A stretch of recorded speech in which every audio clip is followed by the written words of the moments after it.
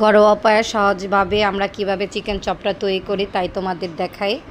এখানে আমি 1 কেজির মতো মুরগির সিনার মাংস নিয়েছি, আর 250 গ্রাম মানে 1 পার মতো বুটের ডাল নিয়েছি, সাথে ধনিয়া পাতা কুচি, পেঁয়াজ কুচি এবং পুদিনা পাতা কুচিও দিয়েছি, স্বাদ মতো লবণ, আর 1 চামচ ফাঁকি মরিচ, কাঁচামরিচ একসাথে করে এখন ভালো করে এটা ব্লেন্ড করেও নিতে পারো, বা মাংসটা আর বুটের ডালটা আগে থাকতেই তোমাদেরকে শিলপাটা হোক বা ব্লেন্ডারে হোক মিক্সড করে নিতে হবে। তারপর আমি বাকি উপকরণগুলো একসাথে মিক্সড করেছি, সময় স্বল্পতার জন্য দেখাতে পারিনি, তারপরও তোমাদের বলে দিলাম।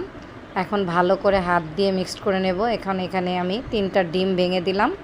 যদি আমার 3টা ডিমে না হয়, আমার উপকরণের পরিমাণ বেশি, তাই আবার দেখিয়ে আবার দেব, দেখে তারপর দিতে হবে আমাকে। পরে দেখলাম যে আমার হবে না, আরও 2টো ডিম দিয়েছি, মোট 5টা ডিম দিয়েছি, বিস্কিট গুঁড়া দিলাম।